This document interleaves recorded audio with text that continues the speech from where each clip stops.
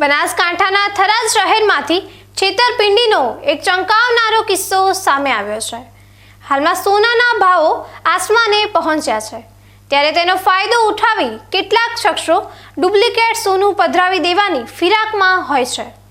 આજે થરાદની મુખ્ય સોની બજારમાં આવી જ એક ઘટના બની હતી, જ્યાં સોનાની નકલી કાનની મરકી વેચવા આવેલા બે શખ્સોને વેપારીઓની સતર્કતાને કારણે ઝડપી લેવામાં આવ્યા હતા। આ શખ્સો અસલી જેવી જ દેખાતી ડુપ્લિકેટ મરકી સોની વેપારીને પધરાવી દેવાની પેરવીમાં હતા, પરંતુ વેપારીની બાજ નજરે તેમની પોલ ખોલી નાખી હતી। થરાદની સોની બજારમાં બે શખ્સો સોનાની મરકી વેચવા માટે આવ્યા હતા। આ મરકી ખાસ કરીને ગુજરાત અને રાજસ્થાનની સરહદ પર પુરુષો કાનમાં પહેરતા હોય છે। સોની વેપારીએ જ્યારે આ ઘરેણાની તપાસ કરી ત્યારે તેમને શંકા ગઈ હતી અને ઝીણવટભરી ચકાસણીમાં સોનું ડુપ્લિકેટ હોવાનું સાબિત થયું હતું।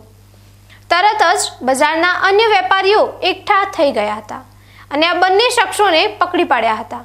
પ્રાથમિક તપાસમાં ઝડપાયેલા બે શખ્સો પૈકી એક રાજસ્થાનનો અને બીજો થરાદ તાલુકાનો હોવાનું બહાર આવ્યું છે। આ અંગે વેપારી જગદીશભાઈ સોનીએ વધુ વિગતો આપી હતી।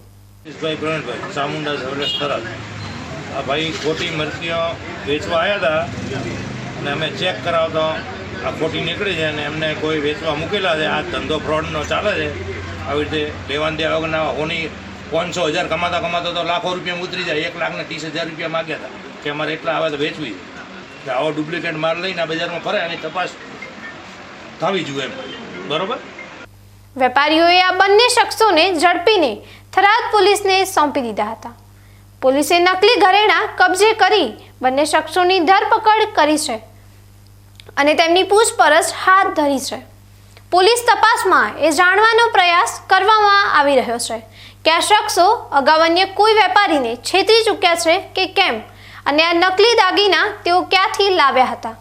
સોની બજારના વેપારીઓની આ જાગૃતતાને કારણે મોટી છેતરપિંડી થતા અટકી છે, પરંતુ આ ઘટનાએ સમગ્ર પંથકના વેપારીઓને ચેતવણી આપી છે કે ખરીદી કરતા સમયે પૂરેપૂરી તકેદારી રાખવી અનિવાર્ય છે।